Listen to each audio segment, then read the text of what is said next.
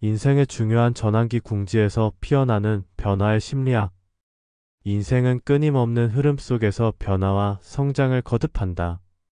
그러나 우리가 진정으로 변화를 맞이하는 순간은 언제일까? 대부분의 사람들은 일상이 안정적으로 유지될 때보다 오히려 벼랑 끝에 몰렸을 때, 극한의 상황에 처했을 때, 다시 말해 궁지에 몰렸을 때 가장 큰 변화를 경험한다.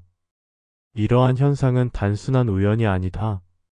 인간의 정신은 일정한 패턴을 유지하려는 경향이 있지만 한계점에 다다랐을 때 이를 벗어나기 위한 새로운 사고방식과 행동 패턴을 만들어낸다.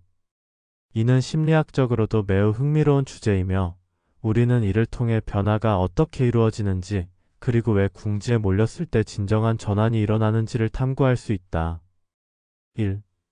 정신의 관성 익숙함 속에서 변화는 어렵다. 우리는 본능적으로 현재의 상태를 유지하려는 경향이 있다. 이를 심리학에서는 인지적 구두쇠카그니티브 마이저 개념으로 설명한다. 인간의 두뇌는 에너지를 절약하려 하며 기존의 사고방식을 반복적으로 사용함으로써 불필요한 인지적 부담을 줄인다. 예를 들어 어떤 사람이 오랜 시간 직장을 다니면서 불만을 느끼더라도 직장을 그만두거나 새로운 도전을 하기보다는 그냥 참고 지내는 경우가 많다. 왜냐하면 변화는 불확실성을 동반하며 불확실성은 인간에게 심리적 불안을 유발하기 때문이다. 우리는 익숙한 것을 붙잡고 있기를 원하며 이것이 바로 정신적 관성이다. 그렇다면 이 관성을 깨고 변화가 일어나기 위해서는 무엇이 필요할까? 바로 궁지에 몰리는 경험이다.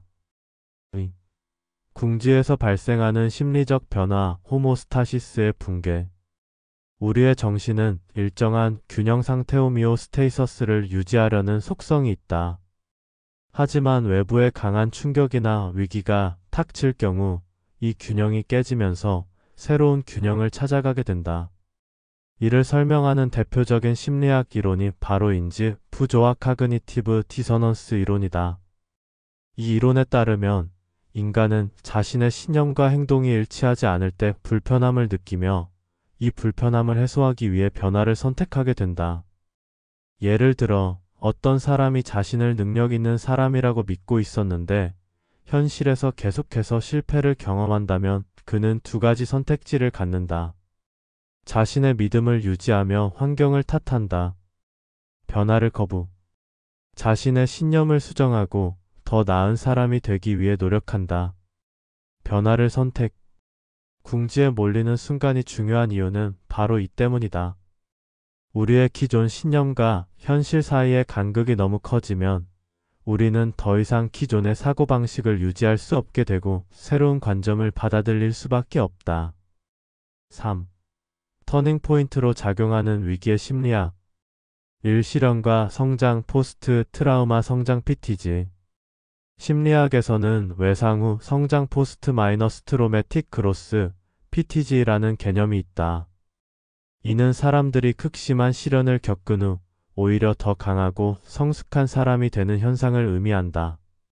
예를 들어 심각한 질병을 겪은 사람이 이후 삶의 소중함을 깨닫고 더 긍정적인 태도로 살아가게 되는 경우가 있다.